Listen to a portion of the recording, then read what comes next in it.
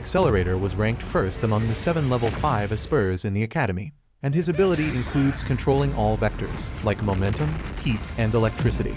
At one time he took part in a Project Level 6 shift, but as a result of that, he got shot in the head while protecting Last Order, and now has to rely on a piece of device just to be able to talk and walk properly. One day, a trio of thieves steals a powerful weapon from a secret facility and is heading straight to the hospital where Accelerator is staying in order to kill him, since he is injured right now.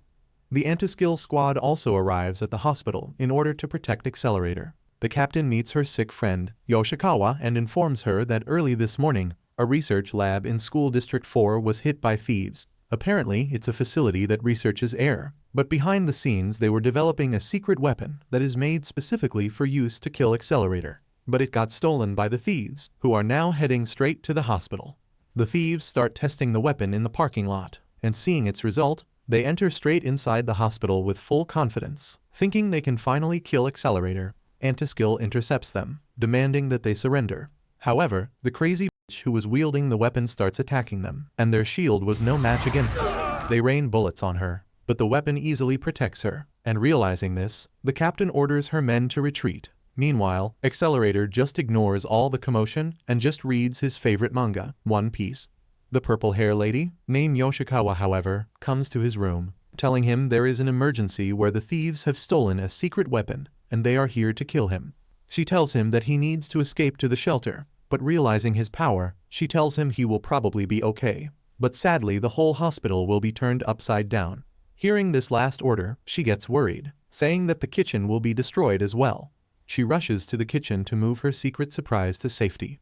Yoshikawa goes after her and tells Accelerator that he needs to get out of here. Last Order packs all the cookies that she had baked for Accelerator.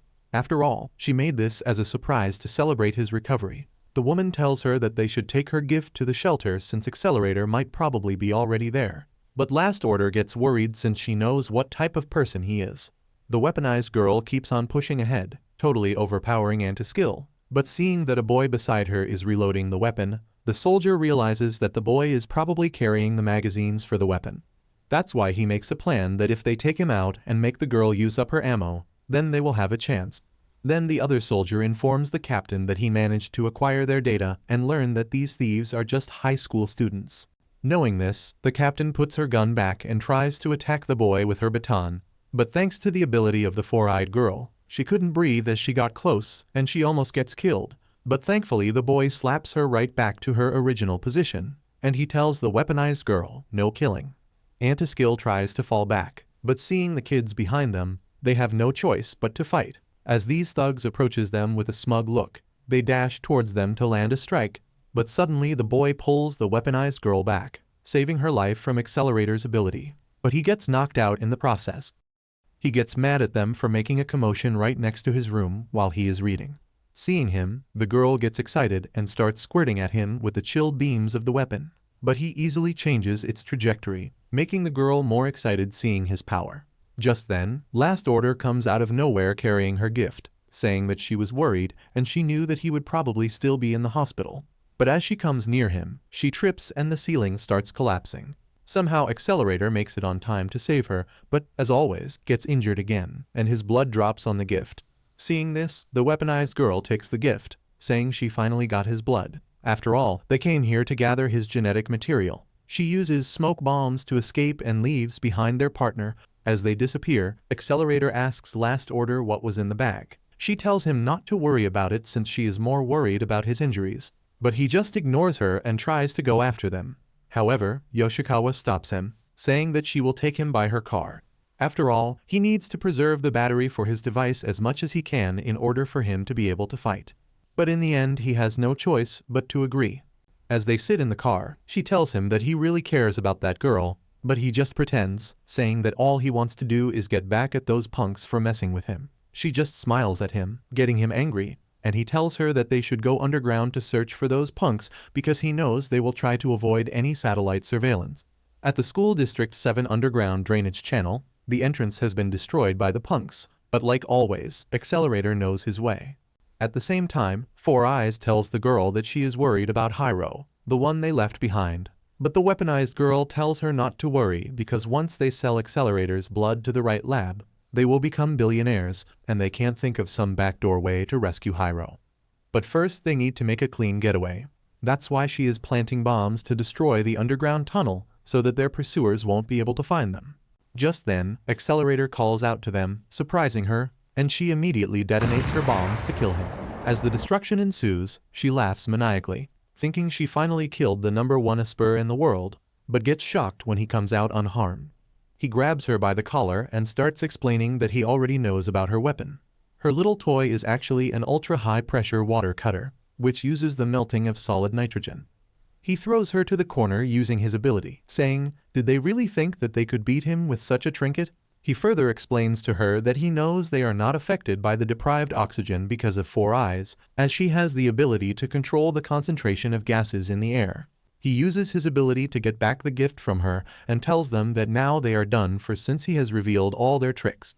The girl gets annoyed, so she starts using the full power of the weapon. But Accelerator easily dispels it and kicks the shit out of her.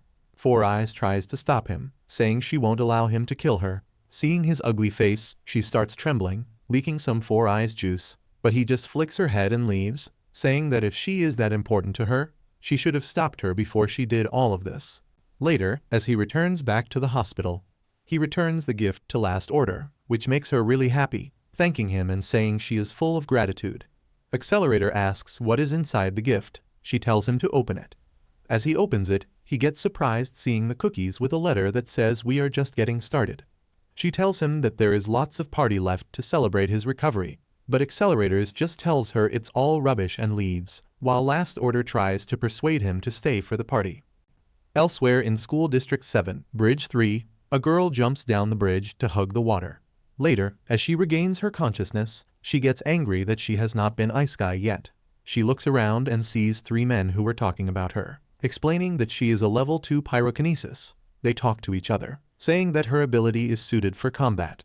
But realizing that she didn't die and has regained consciousness, they called her a criminal for trying to unalive herself. They start drowning her using the same water from the river, stating that no evidence will be there for them killing her, since they will report that they tried to resuscitate her, but it was no use since she had already died from drowning. As she slowly dies, they tell her not to worry because they will make good use of her body to serve the cause of justice, calling it Dawes Dogma. After some time, these bastards are hunting another girl that has the ability to control the dead. The girl ends up escaping to the hospital where Accelerator is staying. They try to pursue her but realize that area has been designated as off-limits, but they get an order to continue the mission, and they just need to make sure not to bring any harm to the patients in the hospital. At the same time, the girl tries to find a corpse she has been searching for, but doesn't find it anywhere in the hospital. As the girl tries to escape from the pursuing Dawes, she ends up in Accelerator's room. She tells him it's an emergency and shows him a picture of an experimented girl, asking him if he knows where this girl is. But before he could answer, the DA intercepted her, and they immediately knocked her out using a stun gun, and she dropped the photo to the ground. The soldier lies to Accelerator, saying they are from the Anti-Skill, and they have caught a criminal that has snuck into the hospital. But Accelerator just completely ignores him. As they leave, he gets up and sees the photo that the girl has dropped. At the same time, as the girl regains consciousness, she sees the soldier who tells her that she really did a number on them earlier. The girl soldier beside him advises that although they were told not to kill her, they should correct a foolish child with a punishment. The soldier starts choking her while she tries to scream in pain but couldn't. But as they try to leave the hospital, they see that Accelerator is blocking their way. They tell him to move out of the way, but with menacing eyes, Accelerator tells the soldier that he needs to ask something from the girl and they should leave her here. Not knowing his identity, the soldier points a gun at him and refuses, stating a civilian like him should not interfere with Anti-Skill. But he tells him that he knows they are not from Anti-Skill because they would never point a gun at an unarmed civilian like him. The soldier finally admits the truth, saying that Anti-Skill is just a fake upholder of justice because members like him of the Dawes are the real upholders of justice. He orders Accelerator to move out of the way, but he just smirks and taunts him to make him move. The soldier gets furious, and he starts shooting at him, but Accelerator just changes the trajectory of the bullets, and they end up hitting him, but thanks to his helmet, his life gets saved with only mild bleeding. Realizing he is in a spur, the soldier orders his men to ram him with the truck, But obviously it does nothing as Accelerator simply uses his power to throw the truck in the air. The soldier gets really shocked in seeing this since he has never seen anyone this powerful. Accelerator warns him to get out because he is still feeling generous, otherwise he will crush him. But the soldier refuses to give up and starts activating a weapon, saying, "Let me show you what absolute justice looks like." The weapon is called Coffin, and the necromancer girl sees this, and she gets terrified, realizing that Hishigata has succeeded in affixing the soul. As the weapon activates, Accelerator just laughs at it since he knows he can easily take it down. Coffin starts attacking him with blue flames, but of course it doesn't affect him since he can control heat as well. But Accelerator realizes that someone is probably inside the weapon. The soldier praises him for deflecting the first strike, but he starts yapping, saying he will not escape this upcoming powerful attack.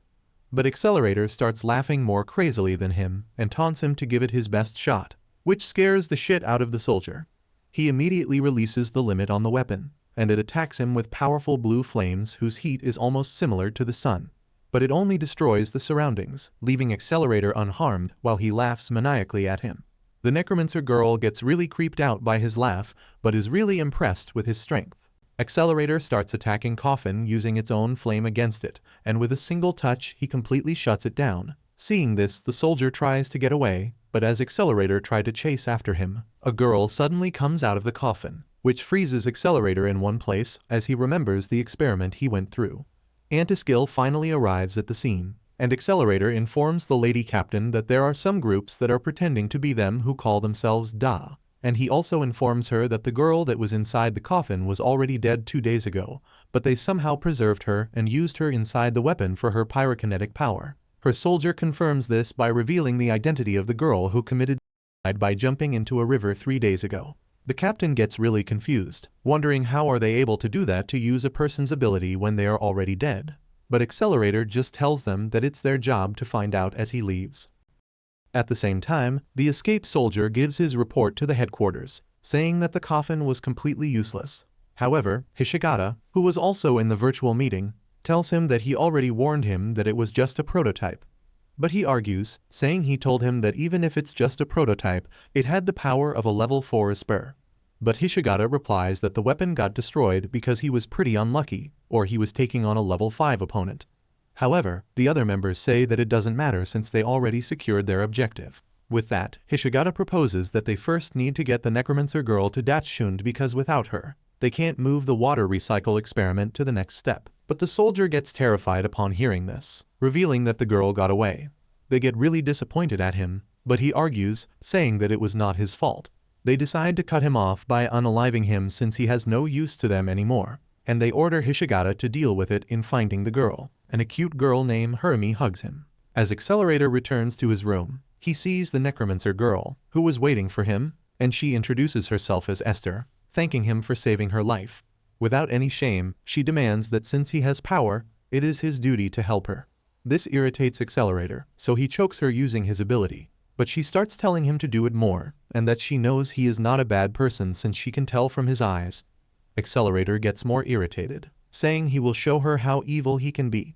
But Esther just accepts her fate, saying he can kill her, but in return he must do something with his power since the whole world is at risk. And she finally reveals that they are trying to use the Last Order and shift the world into a new level. Hearing about the Last Order, he immediately releases her and asks her to reveal the location of those phony anti-skill guys, because whatever it is they are after, all he has to do is go there and smash it. She tells him all she knows is the warehouse where they were locked, and there are probably several warehouses like that. But he tells her to simply lead the way, and he will show her how evil he can be.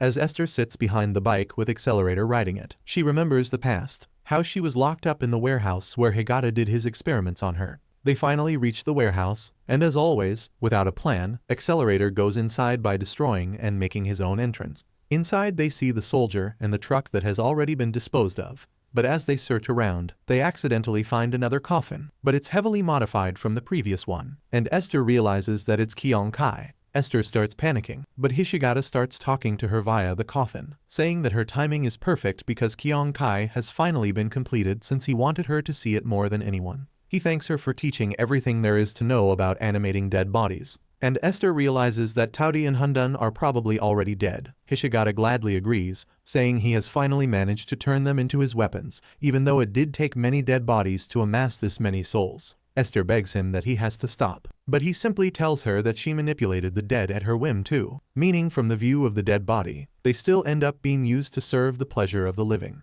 That's why she is no different from him. Esther drops down on her knees, and she starts crying, begging him to stop. However, Accelerator isn't concerned about all this shit and tries to attack him. But Hishigata tells him that there is no point in fighting him right now, so he decides to retreat. But Accelerator immediately attacks him with his ability, but this time the coffin immediately deflects his attacks, and Hishigata informs him they have all the data about him, saying the object of his vector is whatever he touches, meaning if he keeps his distance, he will be okay. Accelerator strikes him again with his ability, but the coffin uses psychokinesis to deflect it, and he tells Accelerator that having a level 5 power is truly something. Accelerator is surprised to hear that the coffin is level 5, but Hishigata just ignores him and simply retreats. As Esther lays there, she tells Accelerator that Hishigata is right. She is the same as him since she has been using the dead for her needs, but Accelerator doesn't give a shit and releases her from her chains, saying that it doesn't matter. All she needs to do is stop him. The next morning, as Last Order comes to his room to hand Accelerator his brunch, she gets really shocked and jealous seeing that he is hanging out with another girl beside her. She immediately asked her, who might she be? And she awkwardly introduces herself to her, lying that she is Accelerator's classmate and has come here to ask him for some help. But Last Order senses something, and she tells them that she knows that they are hiding something from her, and she starts throwing the lunchboxes at Accelerator, saying that he is timing her. This makes Accelerator angry for wasting his lunch since he is hungry, so Last Order hides behind Esther, and she tells him that they could go to a restaurant to eat, and she will give him the chance to apologize for his infidelity. Accelerator accepts, which makes Last Order very happy while Esther is confused, seeing that he can control his anger when Last Order is involved. But seeing Last Order being happy for a simple thing, she cannot believe that she is someone who has experienced death over 1,000 times since she knows about Last Order. At the same time as the doctor performs a postmortem on the dead girl, he finds a paper inside her mouth with strange markings.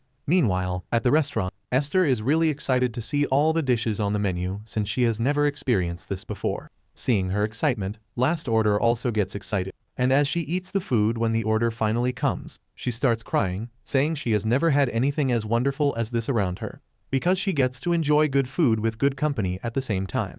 But Accelerator gets tired from all this emotional nonsense, and he heads out to make a call. Outside he knows that these Da are up to no good and he needs information about them. So he calls Yoshikawa, asking her if she knows anything about the Das. She tells him she has no idea, however, she can check into them.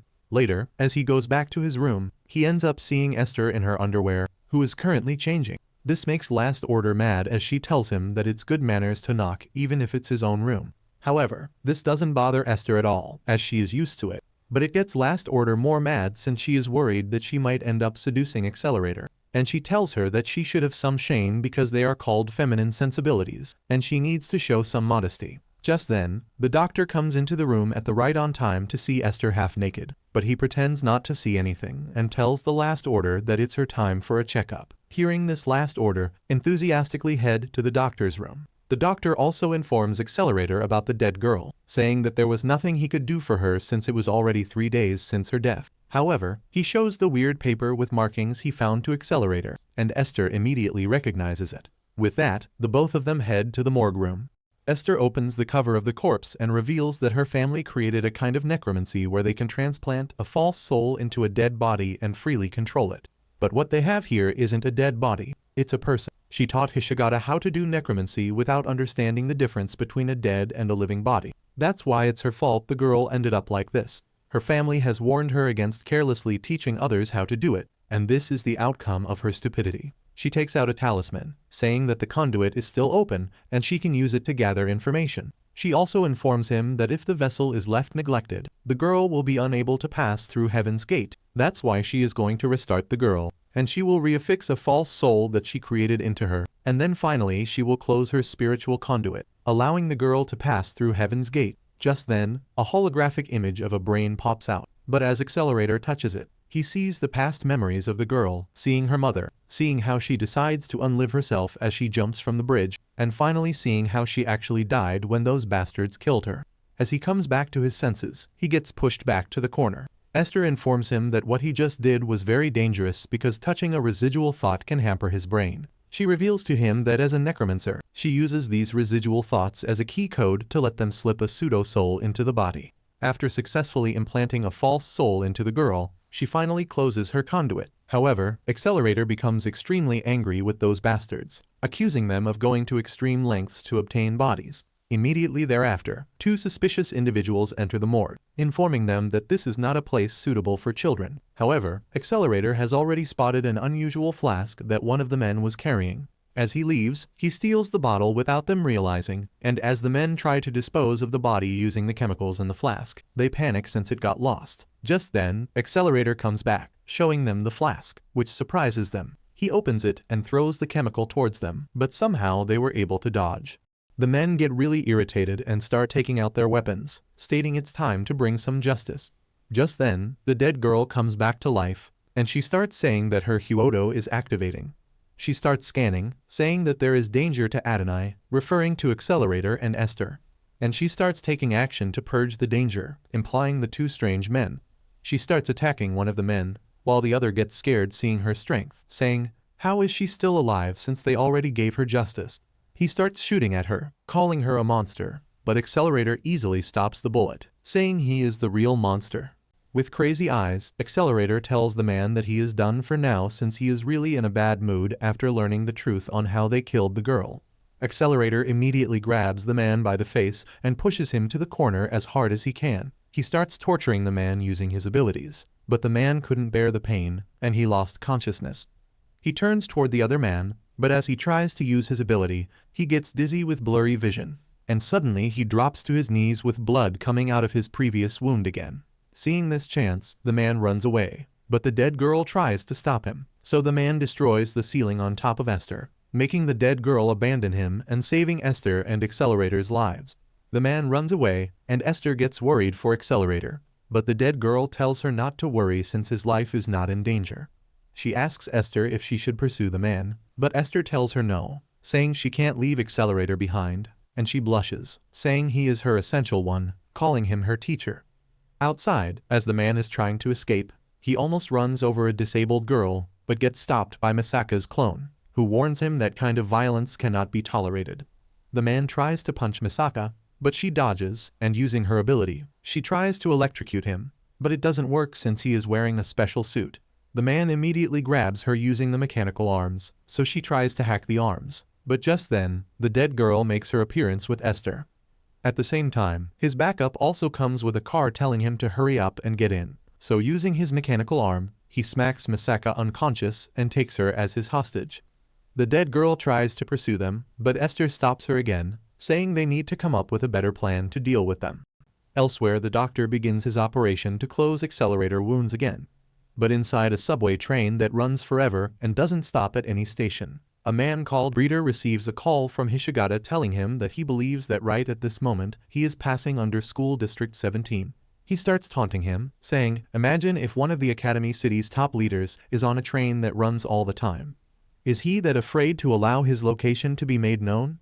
He just ignores him, saying that from now onwards he will call him Hishigata instead of Dachshund, and he should call him Nakamoto as well. He agrees and tells him that he is irritated with Da's action. His plan cannot go forward because they keep on failing, so he wants him to improve the situation. The man cuts the call, and he decides to cut off Da as well since they are of no use to him anymore. He comments that this will be a good opportunity to put the scavenger to the test to kill all of them. The crazy scientist gets the order to release the scavengers, and she gets really excited. The scavengers get activated, and all four of them gather as the scientist tells them that it's time for work. Elsewhere, Accelerator sees himself all bloodied up from the experiment, but he wakes up panicking, realizing that it is just a dream. He wonders where Esther is, thinking that she probably went after the man, but he hopes that she has not forgotten that she is being chased as well by the Da. Just then, Last Order wakes up from her sleep, and she is really happy that he is okay because she was really worried about him. As her crying stops, she asks him if he wants to eat something. At first he tells her no, but realizing that there is someone nearby, he tells her to get him a can of black coffee. As she leaves, he asks the other clone of Misaka what she wants. She hands him a letter and tells him that it is from Esther. The letter informs him that Esther is going to retrieve some civilian who was kidnapped. But Misaka's clone informs him that the civilian who was kidnapped is actually Misaka's clone number 1046. Just then he receives a call from Yoshikawa, who tells him that she has found out about DA. DA is an abbreviation for disciplinary action. They are kind of like a mutual aid society within Antiskill. At least that's what they publicly claim to be. But in reality, they are a secret society, and a fairly nasty one at that. They will resort to anything to bring about what they call their justice. But the main problem is they have a lot of sympathizers. DA has grown with the help of members and former members of Antiskill who have the same ideals, and they provide them with lots of information, funding, and tech. When evil spreads, it incites even more powerful evil. In DA's case, that includes powerful rejected firms and a dangerous neuroscientist. But right now, one of the bigwigs who had been showering favor on DA must have thought that DA's extreme actions were becoming a nuisance, and apparently they just started taking action to have them purged. As a result, there is a whole lot of danger looming around Da right now. That's why she warns him to be careful if he is planning to get involved in this matter. Accelerator tells her none of that matters to him because all he has to do is just kill all the bad guys anyways.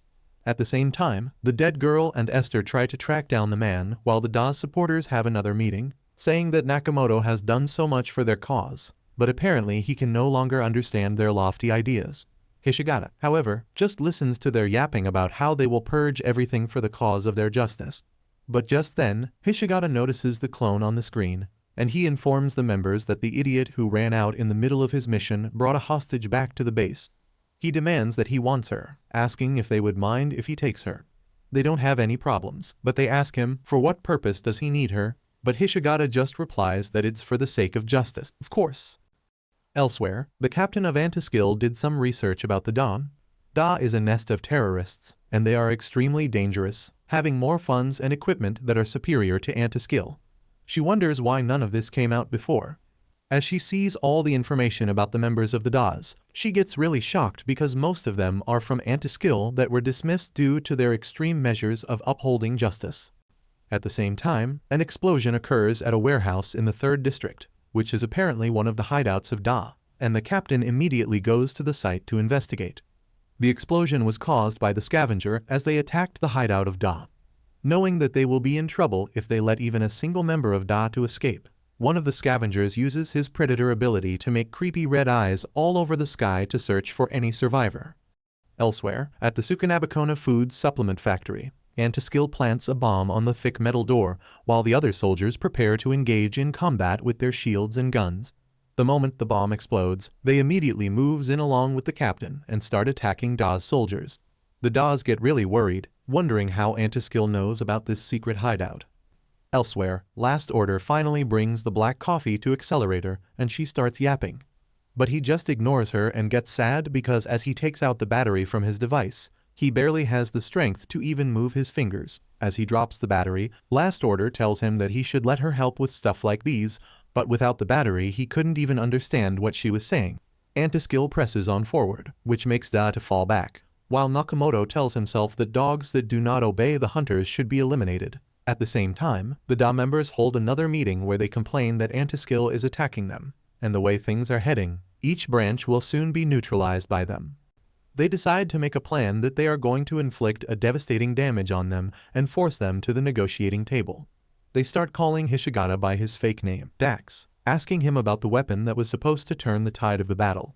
But Hishigata tells them that Esther got away from him, and getting Last Order, which serves as the core of the weapon, was another fiasco. They ask him if there isn't any way to use it in its present state. He tells them that they are in luck because if he gets his hands on one of the clone sisters of Misaka, then he can surely do something, but he asks them why they haven't sent the clone to him. They inform him that the clone hostage just arrived at Branch 1, and they will immediately send it to him, and they urge him to start getting that weapon ready. He tells them, of course, and closes the call, but it's all a lie because once he gets his hand on the clone, he will be cutting ties with them. As the fight ensues between Da and Antiskill, the Da captain receives an order to deliver the clone to the chemistry building of Seiin High School. He tries to argue, saying that it's impossible in this situation right now, but they tell him that she is a vital component of a weapon that will turn the tide of the battle. Learning this, he immediately tells his men to retreat, and they will be delivering the girl to Hishigata. Antiskill notices that Da have retreated, so they decide to go forward inside their base, saying they can't let them get out into the city. But as they enter inside the base, they see a strange-looking robot that looks like a spider. It immediately activates and starts shooting at them with its Gatling gun, killing a lot of them instantly. The captain immediately tells her squad to retreat, while the headquarters immediately orders to send reinforcement and some anti-tank guns down there immediately. And they are really surprised that Da has advanced weapons like this. But as the weapon starts attacking again, the captain notices some men trying to escape with some luggage. She immediately goes after them and jumps to the second floor with the help of her soldier. They shoot at her, but using her shield, she easily deflects all the bullets and just rams through them, throwing them to the ground floor. The captain of Da shoots at her, but it's useless as she blocks it with her shield and ends up in a standoff with their guns pointing at each other. The Antiskill are getting massacred by the weapon, but as they call for reinforcement, one of the members of the scavengers picks up the call, saying that their backup is all dead. The weapon gets overheated and can't fire anymore, so the man inside it activates the mini drone with sharp blades, and it cuts all the Antiskill soldiers into pieces. This scene really horrifies the captain, but just then, a paper airplane starts attacking those mini drones, destroying them. The man inside panics, but suddenly all the paper airplanes explode, releasing a powerful shockwave that sends all the soldiers along with the captain of Antiskill and the captain of Da flying. The man inside sees the 4 scavengers and recognizes them as Nakamoto's cleaners.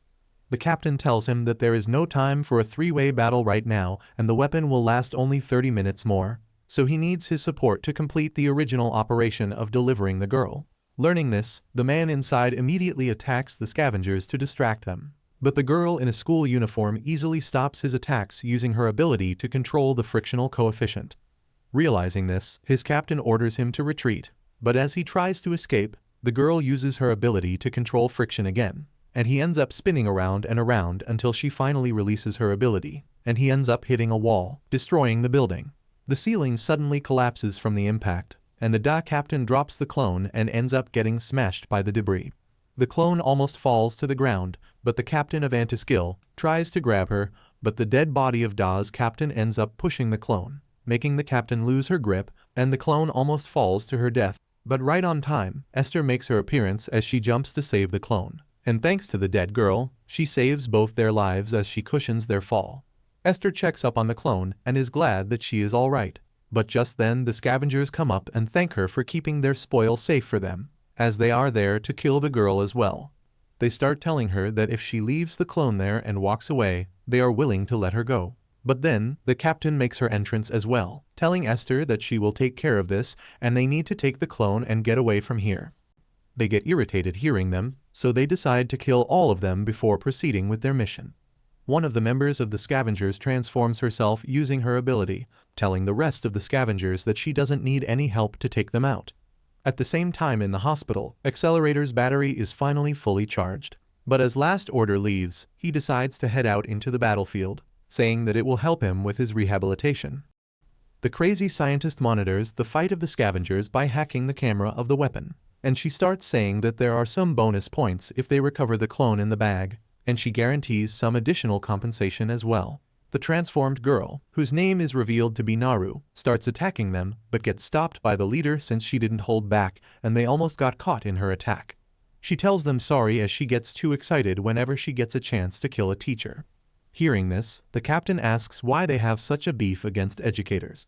Naru replies that the teachers like her are the root of all evil, and the captain gets confused since she called her a teacher as well. But they explain to her that Academy City is like one big school, so it's obviously the teacher's fault if the city isn't run right. And by teachers, they mean Antiskill, Da, and other protectors of the city.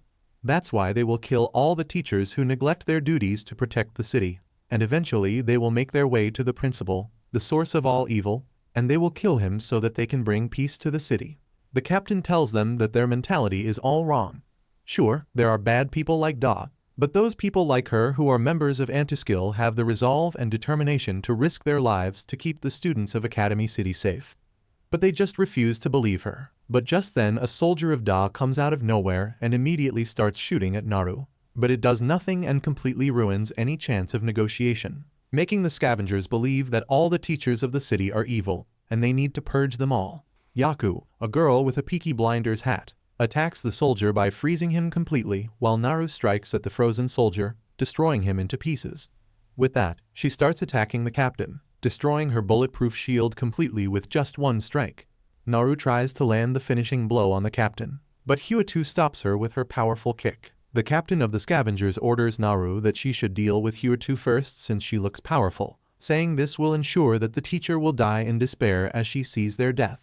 Hyoto informs Esther that with her current condition, she has the strength to fight them only for 10 minutes more. She starts attacking Naru and easily dodges all of her strikes and slams her head with a kick. But she used the papers that were destroyed by her kick and transformed them into missile-shaped rods that surround Hyoto completely. She starts bragging, saying that the awesome mascot suit she made using her ability can easily shift between defense and offense. While the leader comments on her ability, saying her psychokinetic imbued paper has the hardness of a tungsten alloy combined with the flexibility of fabric. Paired with her twisted modeling style and fighting sense, her combat skill is second to none. Naru starts attacking Hyoto, but somehow she is able to dodge some of the projectiles. But due to their overwhelming number, she gets hit on her leg, and seeing this chance, Naru strikes her, and Hyoto ends up hitting the wall, almost losing consciousness. Esther gets worried about her and knows that in this current situation, Naru will easily kill Hyoto, and she starts thinking of a way to save Hyoto, but can't come up with any ideas. Just then, Naru decides to deal the finishing blow, but her attacks do nothing, and she yells in pain, shocking the other scavengers. As the dust settles, they see that some weird shield is protecting Hyoto. Esther calls it the armor of the dead, and the leader realizes that Esther is a psychokinesis user like Naru, who uses dirt as her medium. Naru gets irritated that her masterpiece suit she made is getting overwhelmed by dirt, so she strikes again, but it only ends up with her hand getting hurt again. Seeing this, the leader advises Naru to make something that can dig up the dirt, so Naru, using her ability, transforms the paper on her hands into an excavator that can drill into any kind of dirt. She immediately attacks Hyoto, but she easily jumps around to dodge her attacks. Seeing this, the leader gives Naru another piece of advice to attack Esther instead of Hyoto. And it works since Esther can move right now because she is using her ability. Hyoto has no choice but to stop Naru even though she has to face her head on. Naru keeps on pressing forward, and her excavator starts drilling all the dirt from Hyoto's hand. Esther tells Hyoto to stop because her hand will get injured, but she simply tells her to escape and to leave her behind. Esther refuses, but the last dirt gets drilled away, and Naru starts excavating Hyoto's hand as her blood spills around. However, Hyoto doesn't let go, and she kept on trying to stop Naru. Esther breaks down in tears, begging them to stop, but they absolutely refuse, saying they will deliver their justice no matter what. Esther falls into despair as she remembers the past, how cruel people can be, and she starts asking why is this world full of nothing but despair. But as all hopes seem lost and both Hyoto and Esther are about to die, Accelerator makes his entrance like a god and easily sends Naru flying with a flick of his finger, saving their lives. The scavengers get really shocked at seeing this, wondering who that person is, while Esther blushes and her eyes gets filled with hope as she sees our boy. However, the leader gets seduced upon seeing Accelerator's face and starts telling him that he really has a lovely face, inviting him to join the gang. He just ignores her, and with menacing eyes, he tells Esther to get lost because she is in the way. The leader gets annoyed since he is ignoring her, so she starts yapping more, which irritates Accelerator, and he uses his ability to kill her, but somehow she was able to dodge as she falls to the ground. He starts looking in her eyes, taunting her, which scares the shit out of her, but suddenly he uses his ability to send the weapon flying straight into her. Accelerator laughs like a maniac while the leader is about to be smashed like a bug, but thankfully her team somehow was able to save her. The four of them start panicking seriously, saying he is bad news and wondering just who is this guy. They want to retreat, but they know they will get demoted if they don't complete the mission. So the leader comes up with a plan saying that they should use their combination attack, since so far no one has been able to survive from a scavenger combo attack. They all agree, saying that they are unbeatable together. As Esther and the others try to escape, the scavengers start attacking Accelerator, with the Friction Girl using her ability to stop Accelerator from moving. Then Naru uses her ability to cover Accelerator with all her paper and turn it into a coffin, making him unable to move at all. Yaku also uses her ability to make a liquid thermite reaction and throws it inside the mouth of the coffin, and everything starts burning from the inside with tremendous temperature almost similar to the sun. Esther and Hyoto returns after dropping off the clone. but they tell them that it's too late since Accelerator is already inside the coffin, and he is probably already dead by now. Esther drops to her knees and gets depressed again as she starts crying, while the scavenger starts telling that the teachers are next. Just then, Accelerator escapes the coffin without a single scratch and tells all of them to stop yapping about killing the teachers and whatnot because, as of right now, he is their teacher, and he will teach them the right way to be a villain. Just then, Esther calls Accelerator by his name, saying she is really glad that he is alive. But the moment they hear the name Accelerator, both the scavengers and the scientist who is monitoring the fight gets really scared, realizing that he is the top Esper in the world with tremendous power. As Accelerator starts mocking them if they are finished, he could see their faces that all of them are scared shitless and can't even move due to their fear. He starts attacking the Friction Girl, pushing her to the wall with full force, and he starts torturing her using his ability to control bioelectricity inside her body, and she screams in pain, immediately losing her consciousness. Seeing this, Naru gets really angry, and she starts attacking him, but he simply uses her own ability against her, and he manipulates the ground to pierce her body, and she screams in pain while losing consciousness. Yaku asks the leader for some advice on what to do, but she is so scared that she can't even move, let alone think, saying that Accelerator can freely control the direction of every kind of power in the world, so there is no way in hell to beat him. Accelerator approaches her and apologizes with a menacing voice for breaking her brain. Yaku tries to escape, but he immediately teleports behind her and knocks her out with a single flick. Seeing all her members completely destroyed, she starts panicking so much, and she gets so terrified by him that she immediately loses consciousness. The scientist witnesses all of this and says that out of the 2.3 million people in the Academy City, 7 of them are level 5. Running into one is like winning the worst-case lottery. But their luck was even worse since they ran into the number 1 level 5 Esper. Just then, the surveillance camera got destroyed as Accelerator knew that someone was monitoring them. Esther and Hautu comes up to Accelerator and just smile while he gets disappointed since the fight is already over and he feels like it wasn't enough for his rehabilitation. With that, Esther starts checking the state of their bodies, of both the clone and the captain using her ability and is glad that they both are okay.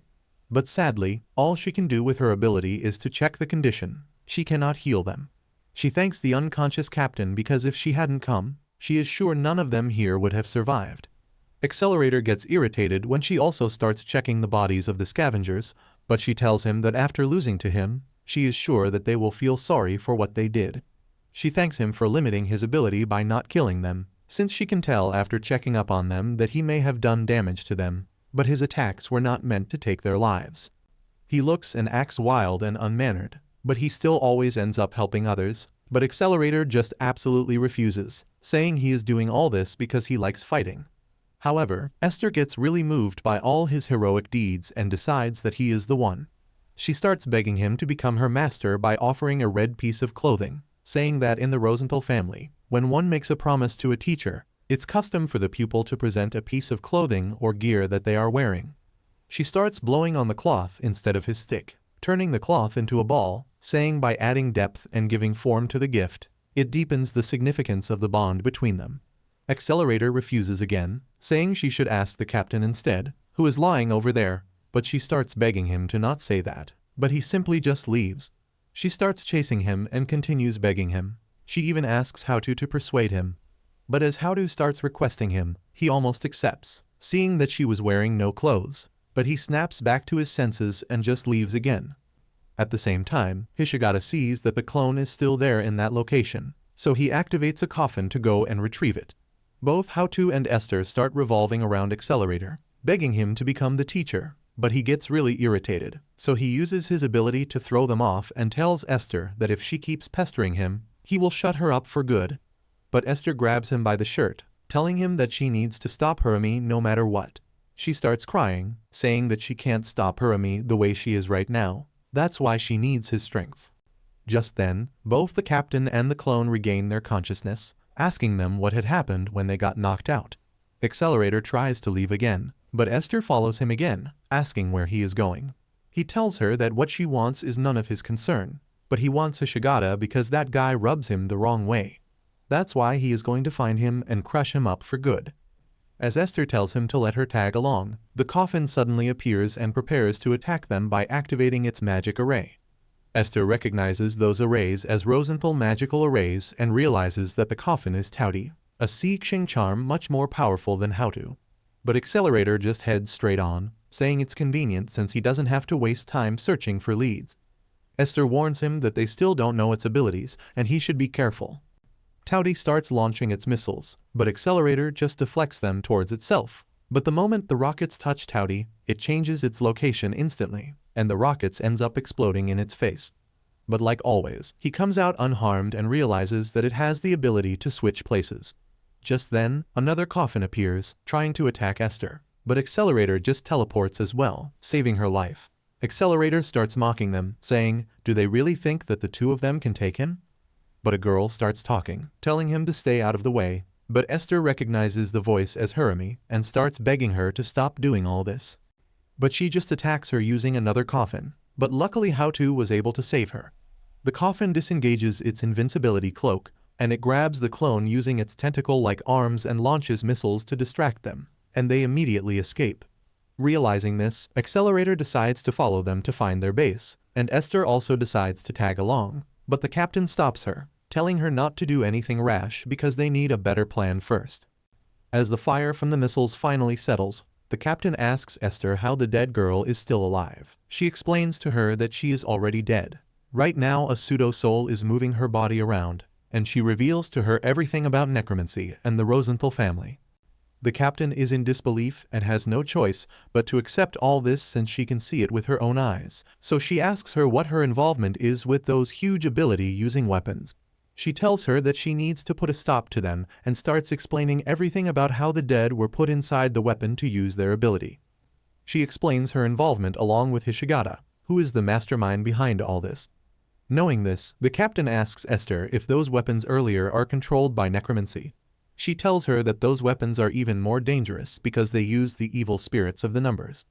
The captain gets confused, so Ether explains to her that those weapons earlier have Qiong Kai, Hundun, and Taudi as their pseudo-souls, and they are special pseudo-souls that have been fine-tuned for generations since their creation by their fifth family head, named Nathan. Esther decides to put an end to all this, refusing to leave everything to Antiskill or her master to fix the problem, saying that she sowed the seed and now Accelerator, who has nothing to do with it, is involved, and leaving it in someone's hand is impossible for her to do. She uses her ability to fly to the sky, and Hautu also tags along, and on their way she promises that she will use the dead girl's body one last time, and once this is over, she is through with necromancy. At the same time, Hishigata sees Hirami controlling the three coffins, and he gets very excited, saying that he is impressed that she can do this too, and he gets more impressed when he sees that she was able to capture the clone. But as he sits on the chair telling Hirami to leave the rest to him, he gets shocked seeing that Accelerator is right behind the coffin, following it. So, he stops the coffin, not wanting Accelerator to find his base, and he starts talking to him. Accelerator asks him if these junks can switch drivers. Hishigata agrees but says that these are not junks because, unlike the prototype he destroyed, these three have pseudo-souls boosting their abilities up to level 5. Accelerator does not listen to his yapping and starts destroying the ground, saying, "Just tell him where he is so he can come there to show him how to dance." He laughs at his confidence, saying his hands were pretty full with just Qiong Kai last time, so he taunts him to go ahead and destroy these junks first if he can. Accelerator immediately tries to touch the coffin, but he just gets repelled by its shield, hurting his hand.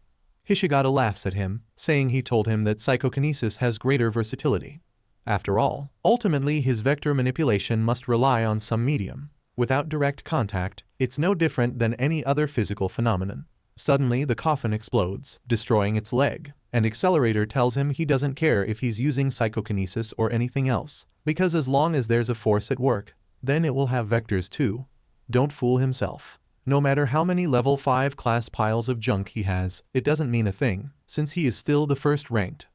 Seeing this, Hishigata is really impressed by his strength and tenacity, saying that the low-level spurs he used in the experiment are all trash and he really wants to put him instead into a coffin. But Hirami calms him down, saying they need to achieve their goal first. As Accelerator tries to unalive the no-leg coffin, Hishigata tells him that he is low priority right now, and the coffin immediately tries to escape with the clone. Accelerator does not allow this and tries to touch it, but its shield gets activated, and he couldn't touch it. Hishigata tells him that the Prime Field ability installed within Hundun creates Stealth Hide, which dulls the senses of humans around it. The ability is boosted by the coffin, making it able to inhibit any and all recognition. That's why he couldn't touch it, because it can trick his senses. At the same time, Hishigata tells Harumi that copying the memories of the clone of 10,031 deaths will soon be completed, once he downloads the formula that incorporates them. Hishigata tells Accelerator that he won't be able to catch Hundun, who is carrying the clone, by running around randomly, but Accelerator laughs at him by saying, "Then why are the other two coffins following him?" This is because he is right on the trail of his pile of junk, and he immediately kicks the post lamp that hits Hundun, disengaging its ability to camouflage. Accelerator tells him that Hundun may be invisible, but as long as there is a physical presence, it will create motion and air currents. Calculating those allows him to pinpoint its exact location. Hishigata is really impressed by all this, so he tells him that as a reward, he will return the clone unharmed. He further taunts him, saying he is a funny one because he is wasting all his efforts on a single clone that can be created any number of times. And what's more, she is the leftover from the level 6 shift experiment where he had to kill those 10,031 clones of Misaka. He laughs at him, saying, "Don't tell me that after killing so many of them, he is now trying to play the hero to save just one of them." This really irritates and angers Accelerator, and he tells him that he has made up his mind to snap every bone in his body. He starts fighting all three coffins all at once, laughing maniacally. But realizing that Accelerator is overpowering them, Hishigata decides to retreat as fast as possible, or there will be trouble. But of course Accelerator doesn't let him go that easily as he chases after the coffin. At the same time, Esther decides not to go after Hishigata because it will only get in the way of her master. Instead, she decides to go to a weird, abandoned location and starts carving the floor with her dagger, saying that everything that's happened has happened because she came into this city. In the past, Hishigata and Harumi headed to the location to meet the new member of their team. Harumi asks him what kind of ability does he thinks that a level 6 would have. After all, they are doing the experiments to turn her into one. Hishigata replies that he doesn't know, but just imagine that a level 5, especially rank 1 like Accelerator, cannot be killed even with a nuke, so being a level 6 would mean becoming a monster who won't die no matter what. As they finally meet the new member, who turns out to be Esther, Harumi is really excited because Esther is the hope of completing hers and her brother's dream that would lead to level 6. Harumi starts sniffing Esther, which really creeps Esther out, but she gets disappointed, saying that she is not someone like she imagined.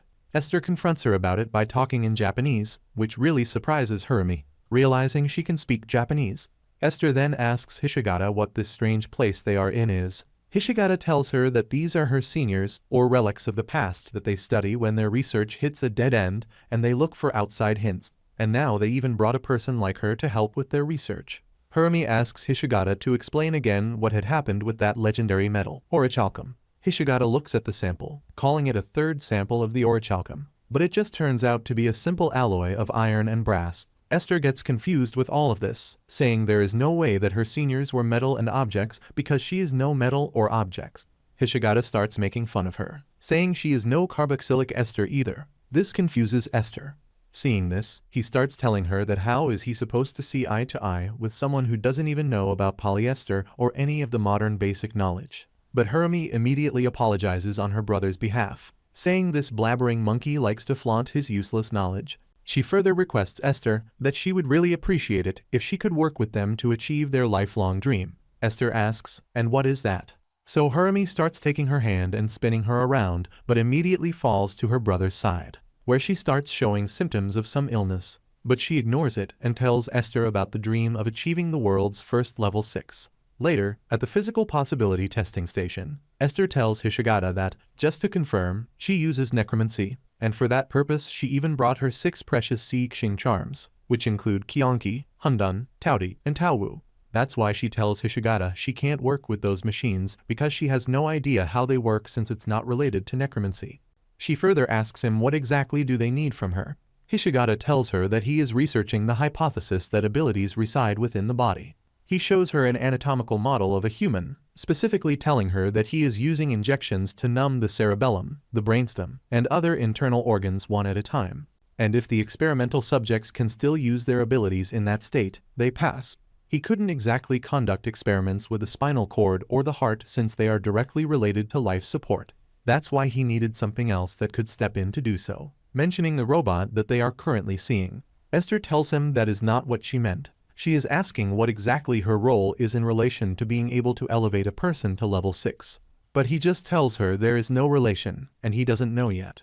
The next day, at the school District 14 Children's Park 5, Esther is lost in thought, wondering what exactly they called her in for whom, and to do what. This stresses her off, and she takes off all her clothes in public, trying to go for a dip in the park fountain to calm herself down. But thankfully, Hiromi makes it right on time to save her ass, dressing her up in seconds and taking her off. As they reach the Topaz Gym shower room, Hiromi tells her that if she wants to go bathing that bad, she can knock herself out here. After the shower, she gets a change of dress, and Hiromi compliments her that her own taste in outfits suits her perfectly, and she warns her not to strip in public. Otherwise, she will be arrested. But it wouldn't really matter because her brother would get it swept under the rug. She tells Esther that she should be grateful since her brother seems to really appreciate her. In the testing station control room, as Esther enters inside, Hishigata tells her that he has sent Hiromi home since he checked her vitals and her waveforms are unsteady.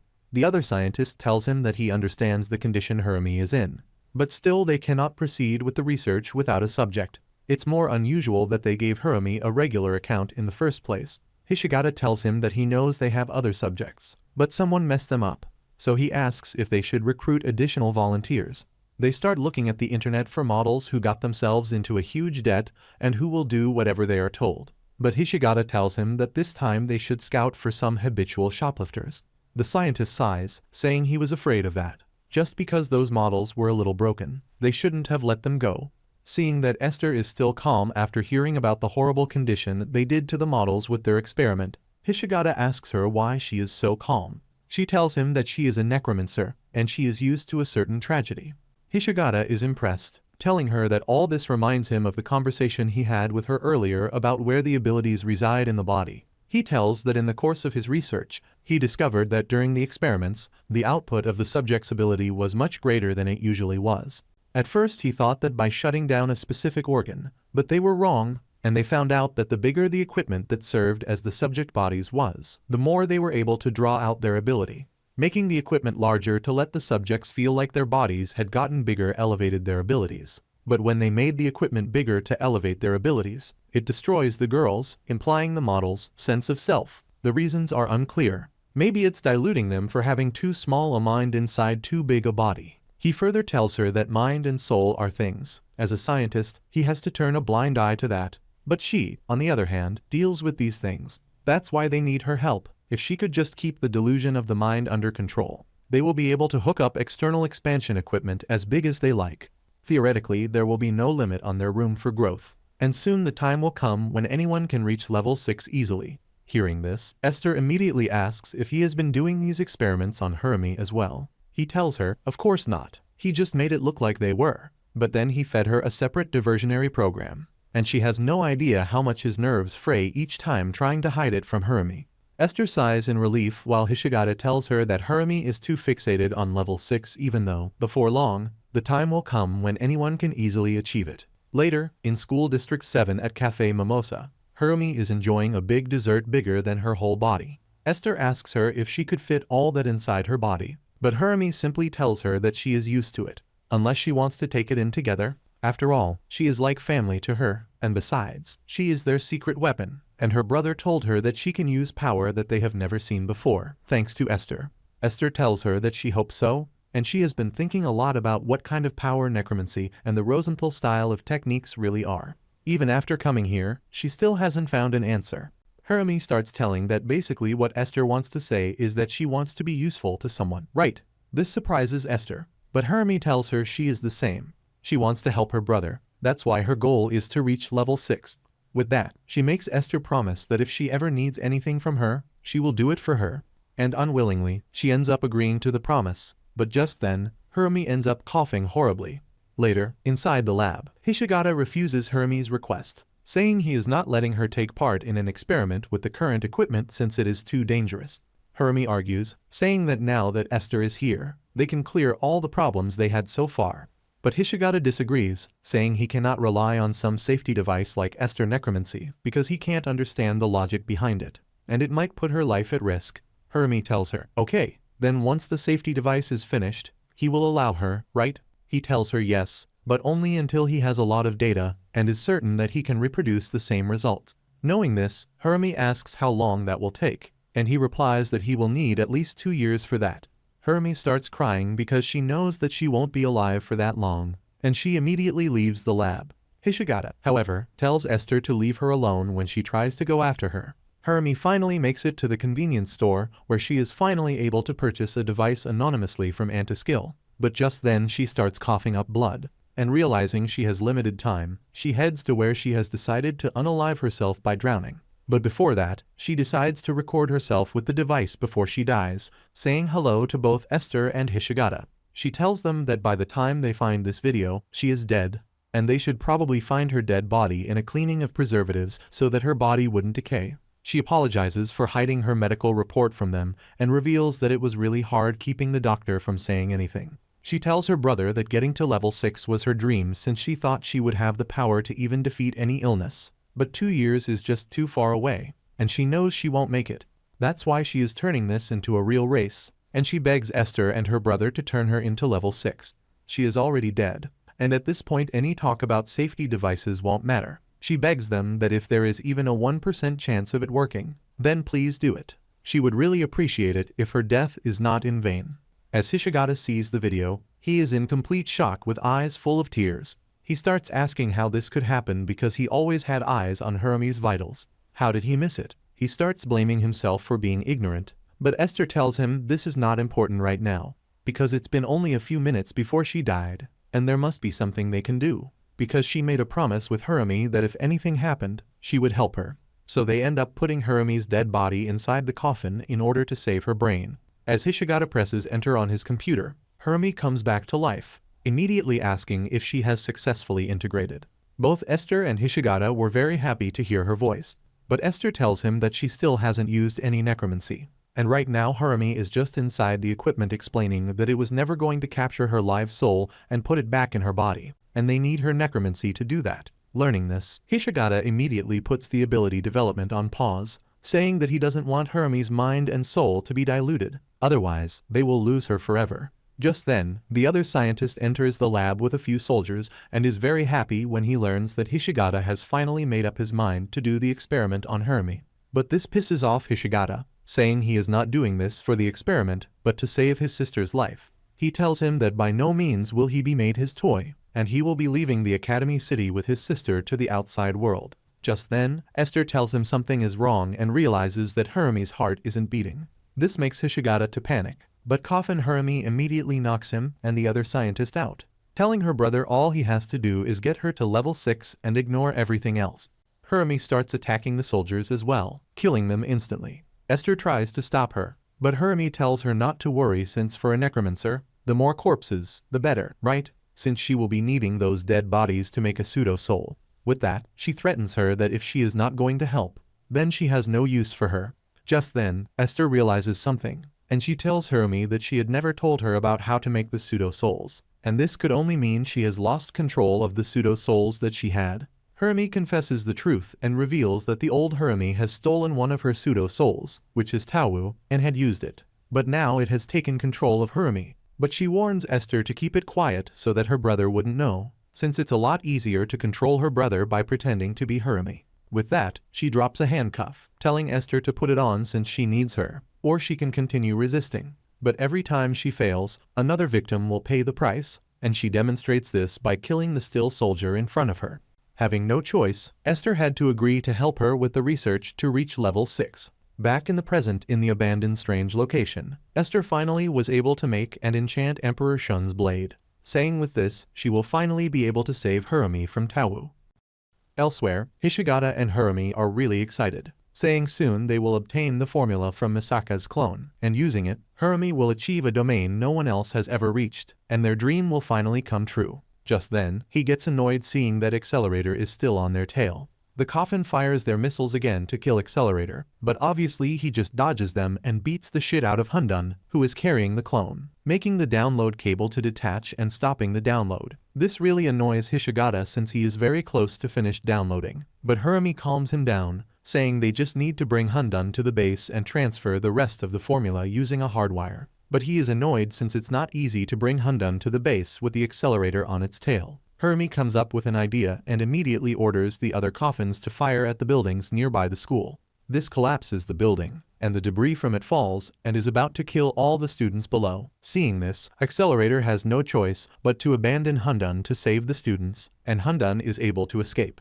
However, Accelerator isn't going to give up that easily, and he was able to track Hishigata base using the other coffins. Inside the base, Hishigata quickly downloads the remaining formula using data cables, but just as the download reaches 99%, Accelerator makes his appearance. Halting the download, he sees the clone, and he quickly rescues her using his ability, and as she regains consciousness, she thanks Accelerator for saving her life. Hishigata and Hermie start approaching him while clapping his hand, saying that he is really impressed with him, but Accelerator immediately recognizes him from his voice as the brat whose bones he wanted to snap. Hishigata tells him not to be hasty, and he starts bragging about how great the coffins that are his creation are. Accelerator, however, tells him that they are all just trash who don't even hold a candle to his strength. Hishigata agrees, saying that it's true, but all that was in the past, because now he finally has the memories of 10,031 deaths that he got from the clone. Once he installs those formulas into his coffins, there is no way in hell Accelerator will be able to defeat them. Just then, all the coffins that Accelerator had already taken down starts getting up. And before he leaves, Hishigata tells Accelerator one more thing, that the formula was originally meant for Hermie, and once he installs it, she will become an absolute Esper, a level 6.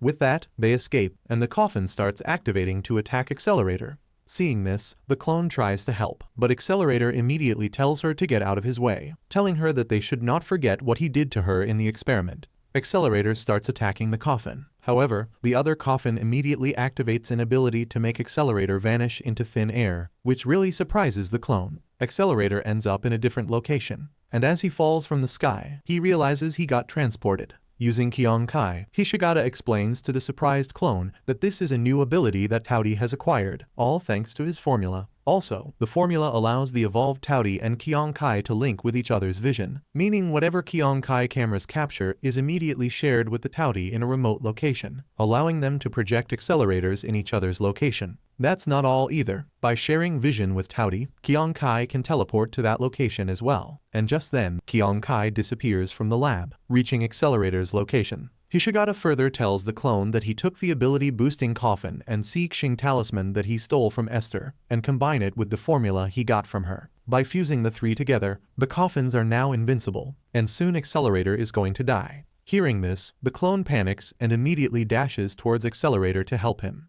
while Hishigata decides to install all the formula in Hermie, telling her that when she awakens, she will become a level 6 Esper. As the installing chamber closes, Hermie thanks her brother for everything, while she smirks at him menacingly, thinking that this moron has no idea what he will be creating. Elsewhere, Kyonkai starts attacking Accelerator, with Taudi observing his every move and sharing the data with Kyonkai. Using this combination of attacks, Kyonkai is able to push Accelerator around like a toy, and he gets swatted by it like a fly, and he falls to the ground. The clone sees all of this and is really worried since she cannot do anything to help but just watch and pray for the best. Esther, with Howdu, finally makes it to the battlefield and is glad to see that clone is alright, but gets really worried seeing her master being pushed around like this. She immediately asks the clone where Hishigata is because she needs to find him in order to help her master. At the same time, there is only 20% more for the formula to be installed in Hermie, but immediately Hishigata gets informed by the security camera that someone is breaching the lab. Turns out it's Howdu and Esther. Knowing this, Hishigata sends Hundun to deal with them, but as it attacks them,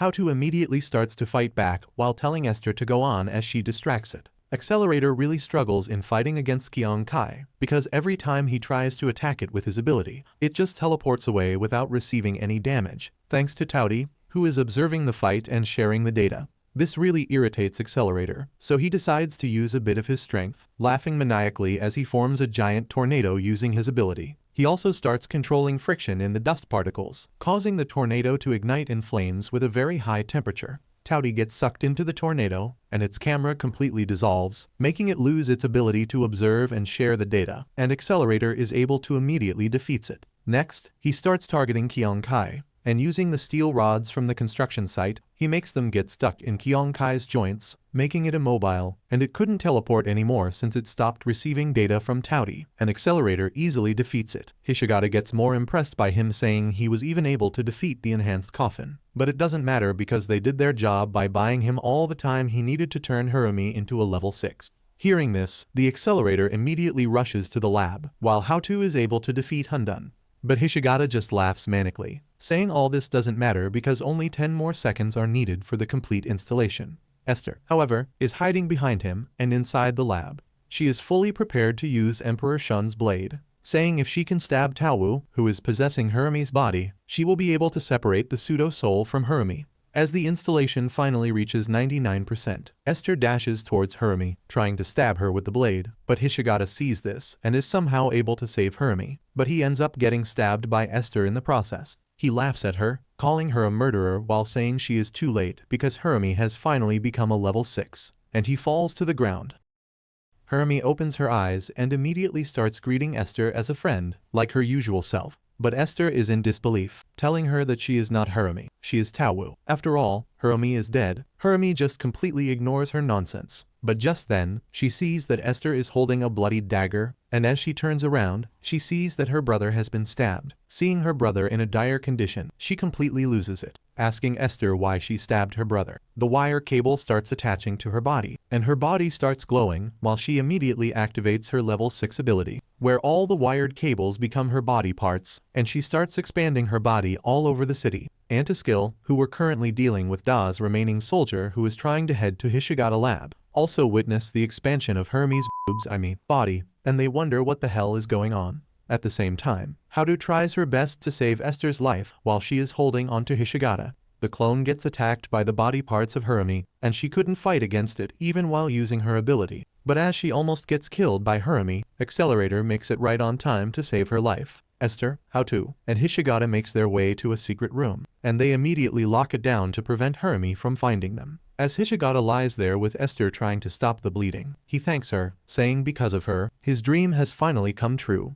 Hirumi finally has gained a perfect body with a perfect ability, but Esther tells him that he is wrong, revealing to him that the person right now isn't Hirumi, but it's Taowu who has taken control over Hirumi's body. After all, necromancy cannot bring a person who has died back to life, only God can do that. However, Hishigata absolutely refuses this, saying there is no way he would make that mistake, and if what she is saying is true, then they should ask Hirumi herself. Just then, Hirumi appears from within the walls, and Hishigata tells her to explain to the dumb moron that she is, without a doubt, Hirumi. Hirumi starts asking Esther what she is talking about and why she is acting really weird. She even stabbed her brother. But then, Hishigata starts coughing up blood, and Hirumi gets really worried, saying that they should immediately take him to the hospital. He tells her not to worry because he is probably going to die, but that's okay. As long as she has reached level 6, then all was worth it. Seeing this, Hirumi starts crying. But suddenly she loses her consciousness, and Taowu takes control, saying that since Hishigata will be dying soon, she is deleting all the memories of him from Hirumi's mind, and now Taowu will be in full control of Hirumi's body. With that, she starts congratulating Esther, saying that for 23 generations spanning over 400 years, the Rosenthal family has been refining necromancy, and now it is at last about to be perfected as she extends all her body parts in the entire city. Hishigata is in denial, asking Hirumi what is going on and to please stop joking around, but she simply ignores him.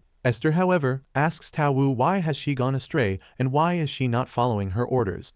Taowu tells her that, according to her programming, all this is normal besides the wishes of the Rosenthal family as a whole takes precedence over her command. Haotu adds that a pseudo-soul has no right to refuse the master's commands, but Taowu tells her that a lower-class pseudo like her may not be able to refuse, but she can. The absolute order to give priority to achieving the family wish. She further explains that 9 billion seconds ago, when she was first activated, there was a being who connected with a pseudo-soul that comprises her.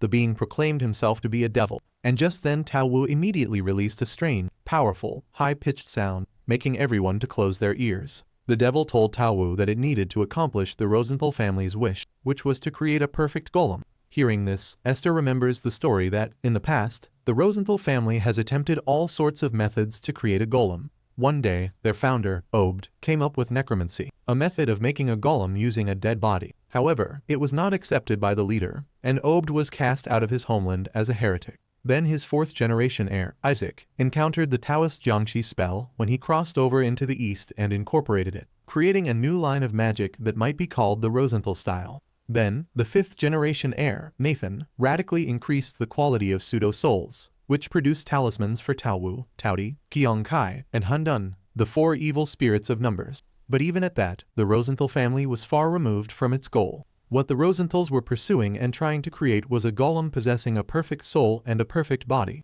a being that would be on par with a god. Back to the present, Taowu tells Esther that this is what the devil said. By repeatedly dying 10,000 times, the souls of men slowly evolve and reach Keter, the top level of the Sephirothic tree. Also, even pseudo-souls could also attain Keter by logging evidence of 10,000 deaths. This really surprises Esther because they are even tampering with reincarnation. But Taowu ignores her, saying that just now, the memories of 10,031 deaths were converted into a formula and became appended to the Sephirothic tree that makes up its pseudo-soul. That's why they should celebrate, sing songs of praise, and dance around because the 4,000-year-old long wish of the Rosenthal family is finally coming true. Hearing all this, Esther tells Taowu that they should not tamper with the death. They don't need devils or manufactured gods. She further tells Taowu that she still has the Adonai rights, and in the name of the head of the Rosenthal family, she orders it to stop carrying out the instructions of the being that calls itself the devil. Taowu accepts the orders and immediately shuts down all her body parts from growing. But just then the body part starts activating again, while Taowu tells her that she is just joking because there is no way in hell she will follow her orders. The body part starts transforming into multiple forms of Hirumi, but with snake limbs, trying to attack them. But Esther could not strike them with the dagger because she still cares about Hirumi, which Taowu calls her pathetic. Then it reveals that the current Taowu is actually not Taowu, but he is the fourth family head, Isaac Rosenthal, explaining that Taowu has his soul merged into its artificial soul. When he was ill and on the verge of death, he used his son Nathan to transcribe himself onto Taowu before his soul could be injured, and he is the devil that tempted Taowu. He starts attacking them and explains that while hiding inside Taowu, he made his way inside Hirumi, found out about Hishigata coffin research, and learned of these clones with the memories of 10,000 deaths. He was ecstatic because he knew that he could finally create a perfect vessel with a perfect soul. Esther finally realizes that whatever has happened so far, it was all part of his plan. He agrees and tells her to rejoice because he knows that she thought that she was being exploited by the siblings, but she is wrong because it was the Rosenthals who were exploiting them. Esther starts begging him in tears to stop using necromancy for this sort of nonsense. This angers him, saying, "Who the hell does she think she is?" calling his sacred work nonsense. After all, a necromancer hovers near death, touches death, and overturns death. He starts taunting her, saying that if she hadn't come here as a necromancer, then Hirumi would not have committed suicide. He further tells her that she spreads death wherever she goes. After all, that is what a necromancer does. She was born into the Rosenthal family, and it's her duty to bring death. Hearing this, Esther finally realizes that she was wrong from the very start, and she falls on her knees feeling depressed yet again. He tells her that he will fulfill the wish of the Rosenthal, and she, the failure of the family, will just sit there and watch. With that, he starts using his power to make a weird-looking infrastructure in the sky, turning everything into black and white and almost killing Esther. But somehow Haltu manages to save both Esther's and Hishigata's lives. Antiskill gets the order that they should stick to guarding the perimeter, and going inside the facility is strictly forbidden. But the captain advises her soldiers that if the kids are in danger, then they will disobey the order, and they all wonder what the hell is going on. Accelerator finally reunites with Esther and the gang, but he is really annoyed because Hishigata, the guy he wanted to crush, is barely holding on. While Esther is depressed as always, blaming herself that this is all because of her and her family. Accelerator doesn't give a shit about all this and just tells her that she can stay here and watch on in her sadness because he is going out there to kill this stupid thing. As Accelerator approaches Isaac's body parts, he starts appearing, telling Accelerator that this is the form of God that the Rosenthals, who profane life and toy with death, have been seeking. A being with a perfect soul and a perfect body. He further tells him that it's not only the Rosenthal who has been seeking such a being, because in this city there are countless research projects about how to reach level 6, a being similar to God. Accelerator simply tells him to stop yapping all this nonsense, but he agrees there are no shortage of scumbags doing research on it like crazy. But all this is nonsense to him. However, Isaac disagrees, saying that these experiments were of tremendous help to him, because, after searching the whole world, this is the only place where he could find the memories of 10,000 deaths. The thing that he was lacking that kept him from becoming a god was those memories, and thanks to this city, he finally achieved it. Hearing about all this really pisses off Accelerator, but Isaac tells him that he knows he is the one who created those memories, and he is really impressed that he managed to kill that many because it would have been impossible for him as well. This really makes Accelerator more angry, saying, "Screw you for using their memories like this. Their memories belong to nobody else but them alone. They are not something a monster like him gets to use as they please." With that, he starts attacking him with his ability, destroying all of his body. But it does nothing, as Isaac simply regenerates again and again. Isaac gets bored of the fight, telling him that he must get going since it will take a little more time for him to completely become a god, warning him that they should leave now when they have the chance. With that, he disappears while Esther thinks to herself, what the hell has she been doing all this time? She couldn't protect anything. She even lost Hirumi, and all this is because of her and her family. But then Accelerator calls out to her, saying it doesn't matter what her family did, and asks her what she wants to do. After all, this is her life, and she needs to decide by herself. But if she is going to be a hero, don't mistake what she needs to save. A hero is someone who doesn't hesitate to stretch out their hands and run as fast as they can towards what they are trying to save. He asks her what she wants to save with her hands. Esther is confused at first, but just then she remembers the promise she made with Hirumi, and she finally finds what she actually wants to protect, and she immediately asks Accelerator and How-To for their help to defeat the devil who has been tampering with life and death. They leave Hishigata behind, telling him to stay there and repent for what he did. But later, as they proceed to the lab to find Isaac's main body, they see that Hishigata has reached there before them. Accelerator immediately asks him how he got there ahead of them. He explains that he has all kinds of exclusive material supply routes in this school, so he knows his way around. Besides, he can't die yet. He won't let that monster get away with what he did to his sister. The clone asks them if they can really defeat that monster. Esther replies that they can because she has Emperor Shun's blade. It's a dagger that carries magic that can disrupt Taowu's pseudo-soul. It's like a specific poison just for Tao. But it's not going to be that easy because his body is huge, and it's going to be hard to detect the Taowu's charm. Accelerator tells her that he will just blow everything away, but she explains that it will be useless because he will simply regenerate as long as the pseudo-soul charm is still intact. Hearing this, Hishigata tells them that in that case he can show them the way to Hirumi, or the monster. He opens the secret elevator and tells them all to get in.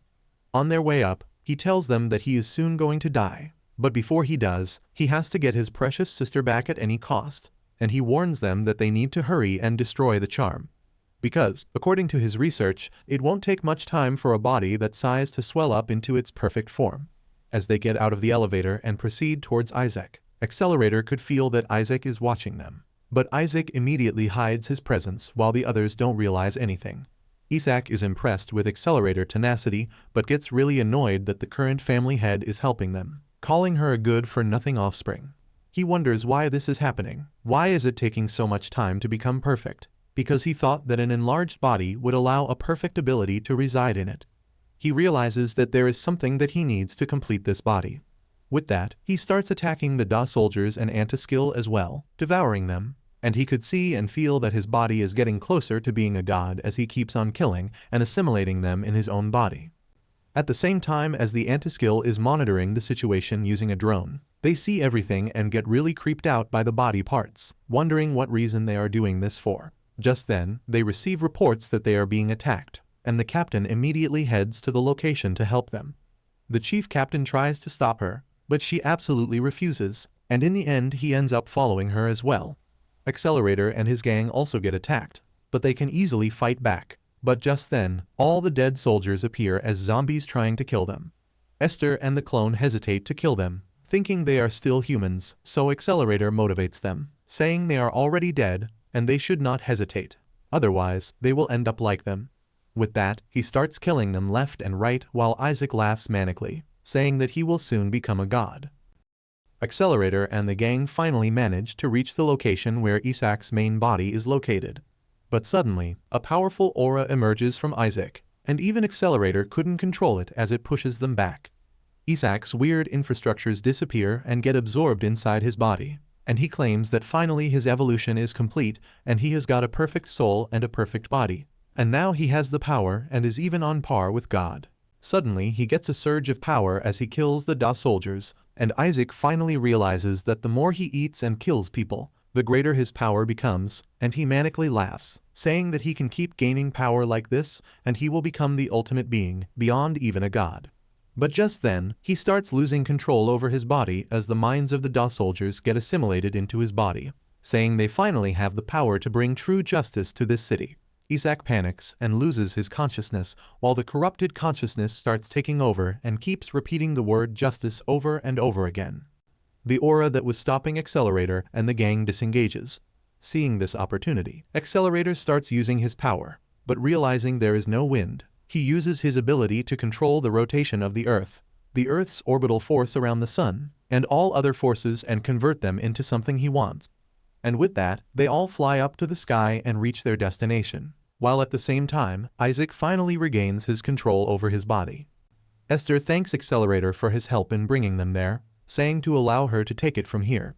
She starts dashing towards Isaac, trying to stab him with the dagger while How-To assists her in reaching the main body. Using her charm, Esther jumps to the sky, trying to finally land a strike on Isaac. But seeing this, he immediately pretends to be Hirami, begging her that she doesn't want to die. Esther hesitates in killing Isaac, and he immediately blocks her attack with his shield, laughing manically at her stupidity and taunting her that she is a moron with shits for brains. Accelerator butts in, saying that Isaac is right, calling her a moron as well, but he grabs her collar, telling her that if she is going to be a hero, she should stop being a pussy and do what is right. This motivates her, and she finally resolves to kill him no matter what. As Esther tries to attack him again, Isaac tries to fight back, but suddenly loses his consciousness as the justice takes over him again, and he immediately gathers a huge mana trying to destroy the whole city. But just then, his whole body starts cracking, and he regains his consciousness while screaming in agony, wondering what is going on. But as he turns to the side, he sees Hishigata and the clone, and he laughs at him, saying that despite having obtained a power on the same level as a god, he is still in Hirami's form, meaning he is still hooked up to the coffin containing Hirami's body. That's why he used the clone's network to access the coffin and shut down its function. It may be impossible to kill him, but they managed to buy some time. Just then, Esther immediately tries to stab him with a dagger, but he was able to stop it using his body parts. But the clone and How-To come to her help as well. Isaac tries his best to stop the dagger from piercing him and even begs them to stop this because he still has so much to do. However, they ignore him, so using his other limbs, he gathers mana to shoot at them. But Accelerator also butts in, stopping him from shooting at them. And in the end he gets stabbed by the dagger, and while he starts dying, he asks Accelerator who the hell is he who always interferes with him. He tells him that he is a villain, a son of a bitch villain just like him. And with that, Isaac completely disappears. Hirami comes back to life one last time, calling to Esther and thanking her for upholding her promise, while her brother welcomes her back and tells her farewell at the same time. And just like that, she completely disappears as well, with Esther crying out loud. Hishigata also passes away, and he dies with a smile, saying that he is sad that he didn't get to be a hero. Suddenly, the color starts returning to the city, but then the remaining body parts of Isaac starts glowing brightly, and the clone explains that she can sense that the vast, uninterpretable power built up inside Isaac's body is causing distortion not only in space but in her network as well. Meaning if this energy is released upon Isaac's death, it will cause an explosive disintegration, leveling everything in a radius of 1/2 kilometer. Furthermore, the shockwave will devastate Academy City. Just then the explosion starts beginning, but Accelerator quickly heads towards it, trying to disperse it using his ability. However, he realizes that he cannot disperse it with vector manipulation since it has some forces mixed in it that have no direction. This really annoys him, but either way he needs to handle it. Otherwise, the person he cares about, that is Last Order, might get caught up in the blast. With that, he uses all his remaining power just to do the calculations, and a black tornado-looking thing starts appearing from his back, and somehow he is able to change the trajectory of the explosion, directing it into the sky and saving everyone in the city. As the impact of the explosion settles, Accelerator is lying in Esther's lab while she is crying, calling him Master to wake up. Just then, Accelerator starts talking gibberish, and Esther and the others are really happy that he is still alive. Later in the hospital, Last Order, as always, is yelling at Accelerator for skipping his checkup again, but he simply tells her to go buy coffee for him. As she happily leaves the room, the captain enters inside his room, wondering if that small child is his girlfriend or something. But she decides to leave the delicate matters untouched, saying that it's his personal choice, and thanks Accelerator for everything that he did to save the city. After all, Anti-Skill had a hand in this disastrous event. However, she starts asking him about what exactly happened because they don't really know what had happened, since all they knew is that Hishigata experiment went wrong and almost caused the explosion. But Accelerator simply tells her that he doesn't know anything. Elsewhere, Esther apologizes to Haotu since she has to take her down because she has to return the body to the original owner. But Haotu tells her that there is no need to apologize since she is a pseudo-soul that obeys her command. Besides, she already knew this was going to happen. Esther starts crying, thanking her for everything, and promises that Haotu may lose all her memories of her. But she promises that she will never forget about her, and with that, she finally passes away. Later, Esther visits her master, thanking him for everything and saying that from now on, she will find a path that will lead her to where the sun shines, both as the head of the Rosenthal family and as her master's pupil.